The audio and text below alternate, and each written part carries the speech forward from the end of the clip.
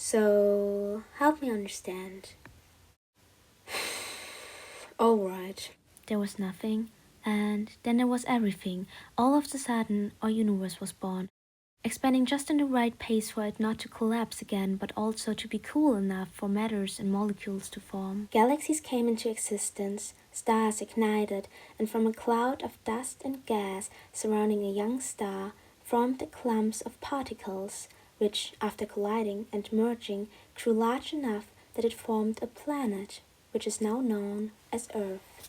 After some time, a smaller planet collided with our young Earth. Isn't it crazy that a protagonist of so much poetry and love songs came into existence by having to be destroyed first? Not completely, but in parts at least. And just like that, the Moon-Earth system was created. Against all odds and probabilities, Earth found its delicate balance, not too close to the sun to burn, but not too far away to freeze either. Still, the conditions weren't exactly perfect, for the Earth had neither an atmosphere nor an ocean, and was constantly exposed to the bombardment and influences of the universe. It wasn't an entirely negative thing, for the asteroids and meteoroids brought more than just chaos. They also delivered water, which was essential for the beginning of living beings. So now most of Earth's surface was covered by this huge ocean, which was a more or less habitable environment. Though I wouldn't go as far as calling it a pleasant environment, for volcanic activity formed its landscapes and atmosphere, that atmosphere preventing sunlight from reaching Earth's surface. Amidst these extreme conditions, and I stress the extraordinariness of this, life took root in the ancient oceans. You're probably familiar with membranes, aren't you? Well, those molecules, resilient against the harsh environment, formed some early kinds of membranes, enclosing and protecting those tiny sparks of existence. And after all this chaos and unlikeliness, still we had those single-celled organisms who divided and replicated and lived. So the Earth had to go through all those extreme phases of cold and ice, and still those early cells did not only survive, but developed into more complex systems. For example, the endosymbiotic system, where two originally independent organisms had some kind of magical language, some mutual understanding that they would both be beneficial for each other. I do not think that this is necessarily scientifically accurate, but go on. I am well aware, but this is not what this is about. What is it about? If you would just shut up for a second, you would see. Land masses expanded and the universe continued to expand and evolve continuously, influencing the ongoing processes on Earth through radiation and dust and supernova explosions, which led to extreme periods of heat and coldness again. And still, under all these circumstances, life continued to evolve and thrive, which seems so unimaginable.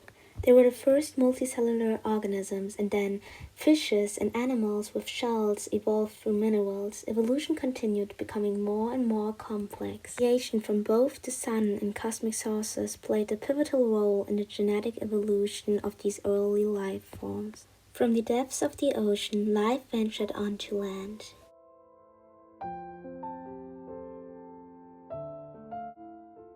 Also, we can't forget how some fishes developed strong and muscular fins capable of supporting their weight. The evolution of these fins into primitive limbs gave rise to the first amphibians, who could not only live in water, but also on land. Over time, those amphibians adapted to life on land and reduced more and more their dependence on water. Still, the universe continued to have a huge impact on Earth's ecosystems, altering the amphibian population and reducing biodiversity.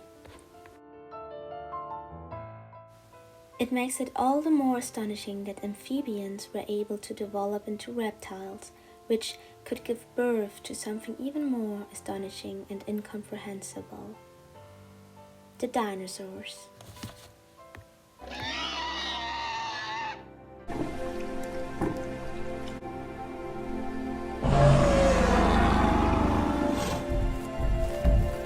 I mean, how is it even possible that we talk so little about this awe-inspiring group of creatures that dominated the Earth for over 160 million years and which were so incredible diverse? But how else could it have come? A cataclysmic event struck the Earth again, probably caused by a massive asteroid, and just like that, 75% of millions of years of evolving and developing were wiped out, including the mighty dinosaurs. These events also affected cosmic ray exposure, directly influencing the DNA and increasing the mutations. With the dinosaurs gone, mammals, which had lived in the shadows of the giant reptiles and for some reason outlived them, began to rise. From those emerged primates, which eventually would give rise to the ancestors of humans. This time was marked by challenges but also incredible changes, for example, larger brains, upright walking, and the usage of tools.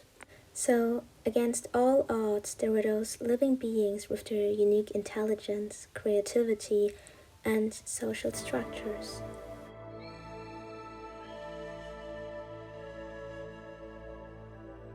Humans spread all over the earth, and early civilizations began to form, marking the significant shift from nomadic lifestyles to settled communities. And although they were scattered, they all developed a system for communicating, writing, and immortalizing, developing cultures and placing value on art and on music, on faith, but also on science and exploring the miracle of which we can be a part. I mean, even in this young age, there were philosophers exploring the human nature and ethics and the cosmos. Literature and science continued to evolve just like life evolved before them.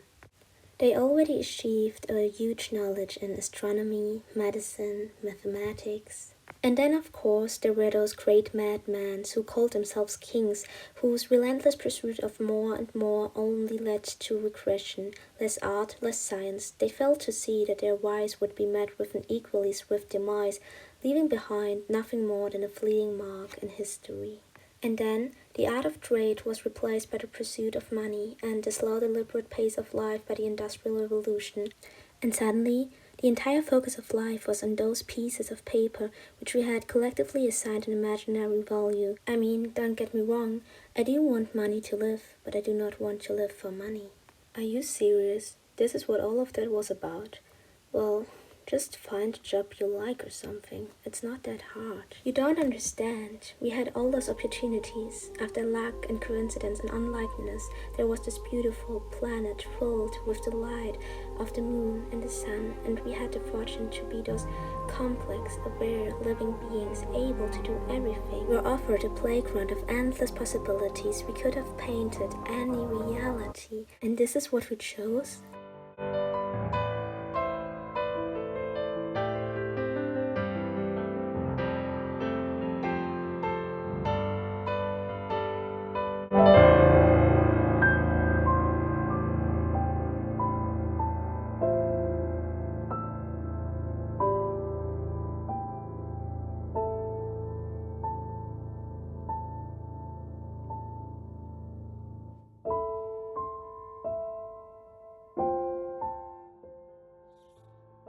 Well, after all, human beings, though they might not be conscious of it, like to be miserable.